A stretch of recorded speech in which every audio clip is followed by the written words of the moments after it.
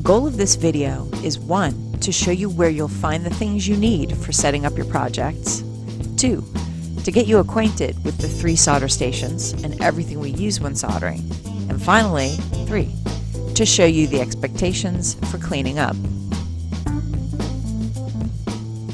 When you're setting up your project to solder, you're going to need a special board to set your pieces on. These boards are located in this cabinet in the back of the room, to the left. Choose the best size to fit your project. It may have solder bits stuck to it. Before you can use the board, you'll need to remove these little bits. Pick them off by hand or use a ruler or a sponge to clear the surface. Scrap solder gets dumped into this bucket. When we clean up, we return the solder boards back to this closet. In this same corner, we have aluminum strips that we call layout blocks. There are 3 different sizes. Please keep them separate.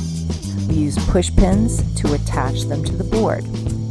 These are triangle tools called set squares that we use to set up our projects and make our edges straight. We have 3 soldering stations. This is the main one with room for 4 people. Between the 2 doors is the second soldering station with 3 spots. In this corner are 3 more stations. At every station, you'll find the same accessories. This is what the handle of a soldering iron looks like. There's a temperature knob that tells how hot the iron is. The numbers are in degrees Celsius, so they will seem very low, but in Fahrenheit, the temperature range is somewhere between 800 to nearly 1,000 degrees. Very hot. The hottest part of the iron is the metal end, which includes the tip. It goes without saying, never ever touch or attempt to hold that part of the iron. It will melt through anything that it touches. Please do not melt the plastic anywhere at your area. Whatever you do burn is going to smell. The stuff on the soldering iron holder is just accumulated solder that drips off the iron. Our power strips have plugs in them that are labeled red. Never remove these because they are the fume extractors. If your extractor isn't working, just make sure that your power strip is. Our soldering irons have outlets that extend from the ceiling. This is to keep the soldering iron cords out of the way while working and to keep them from getting burned. Match the color of the plug to the same color in the outlet and plug your iron in at the station where you'll be working. The red buckets of water at each station have sponges in them. We mostly use the sponges for wiping the flux and solder bits off the table at cleanup time. The sponge will also be used to clean off the tip of your soldering iron to better help it to melt solder. When the iron is on, you'll see a little blue light. When that light starts to flicker or blink, that's when you'll know that the iron is at the right temperature and it's ready to be used. It will melt plastic and burn anything made of wood or paper. But just because you can melt something, it doesn't mean you should. Please don't melt anything. These hoses are $150 each, and we need them. Please do not touch them with the iron. As well, these tools you see at the center of the table are props for holding our projects in place when we're soldering. They're made of tire rubber. Please do not melt them. It will smell terrible and it will stink up the room. This silver bucket contains solder that's been recycled into strands. Leftover pieces have been connected together to make our solder scrap usable. It can be done if you've got extra time and no one else is soldering. All the leftover solder scrap goes here, both usable and unusable. Always put your extra solder here. This is a roll of solder. They are 1 pound each. Our classes use up between 250 and 350 rolls, so it gets a little expensive. The pump bottles are for dispensing flux, which is a liquid that we use while we're soldering. All of these bottles are clearly marked. These ceramic cups with the glass jars hold small amounts of flux while we solder. flux dries out very quickly and gets white and crusty. If you see that the flux jar is empty, you can squirt just a few pumps of flux in there at a time. If too much flux is put into the jars, it will dry out too quickly, and then this is what happens.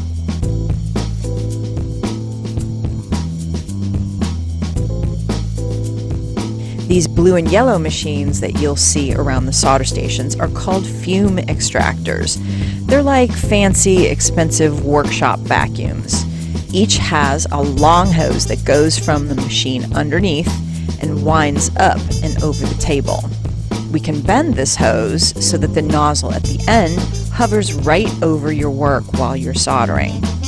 This vacuum pulls away smoke and fumes that are created when we solder. Flux is an absolute necessity for soldering. It helps the solder to melt, but the downside is when the iron melts the solder, the flux boils and releases a lot of smoke into the air, and with it, a lot of dangerous particles. Fume extractors keep us safe by pulling away all of those harmful fumes so that you don't breathe them. To turn them on, you'll flip the switch that says on and off. You'll see a green light and a yellow flashing light. You'll also hear it. That's how you know it's working. When you put your hand right under the nozzle, you can feel the vacuum. Please don't send unnecessary things up those extractor hoses, such as paper or foil or tiny bits of glass. Yes, the fume extractor will suck them into the machine, but all that garbage ends up inside the machine and it gets trapped in the filter. This not only blocks the filter, but it also makes the motor overheat and then stops working. Here's a word about solder. We never throw it into the trash, and we never sweep it onto the floor. Solder is made from tin and lead. Lead is a toxic heavy metal. If we throw it in the trash, it will eventually end up in our soil and in our water. Extremely bad for the environment. During the trimester, we'll accumulate a lot of little bits of solder scrap. At the end of every solder session, we'll always use a sponge to wipe up the extra bits left on the table, and then we put it into the silver buckets. After a while, I'll bring all the scrap to a metal recycling facility. We don't want to waste our solder, even though we do get some money back for it. It's very little. 1 pound of solder that's $17 a roll will only be worth 75 cents as a pound of scrap. We have a huge loss here, so we don't throw it away, and we don't waste it if at all possible. So let's melt it the right way. We melt off segments of solder. We use the side of the soldering iron tip. You unroll a little bit of solder, and then a couple of inches away from the roll, rest the tip of the iron right on the solder, and then the heat will slice it through. Doing this too close to the roll will melt a blob of solder to the rest of the roll, which makes it impossible to remove solder from the spool. Here's how we make little chains of solder to reuse and recycle the scrap that we can. Here's a usable piece of solder. We start by taking a little scrap and we melt a little blob just at the end of it. Then we stick the ends of both pieces together into this blob. The blob will then cool and both pieces are connected. Keep attaching usable bits until they're about a foot long. Find that you end up having lots of solder at the end of your iron. Please resist the urge to hit it against the table. The inside of the iron has a little porcelain heating element. Porcelain's very, very fragile ceramics. If we hit it, it will break. Anytime you need to set the iron down, you can set it against the table or on or in the holder.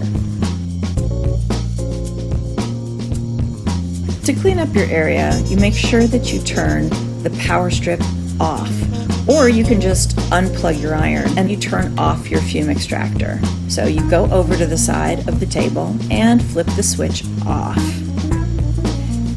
You'll also need to remove all your bits of solder off the table. Take all the flux off as well. So you're gonna put your solder back in the bucket and you're gonna wipe the table of all of the extra flux. And you can sweep all of this solder that might be on the table, sweep it into your hand, and then all of that extra solder will go into the bucket. If you leave any flux remaining on the table, the next person can get a rash from it. So it's good to wipe off the table like that, and then put the sponge back in the bucket.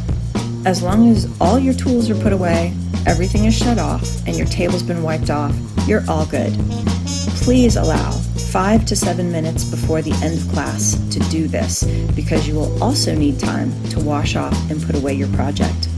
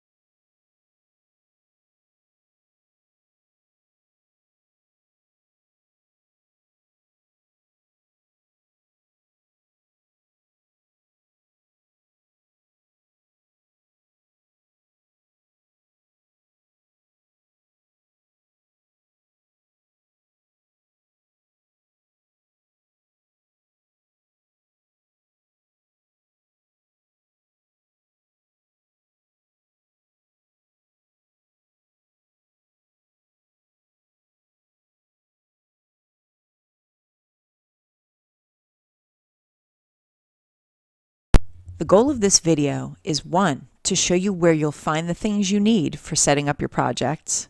2. To get you acquainted with the 3 solder stations and everything we use when soldering. And finally, 3. To show you the expectations for cleaning up.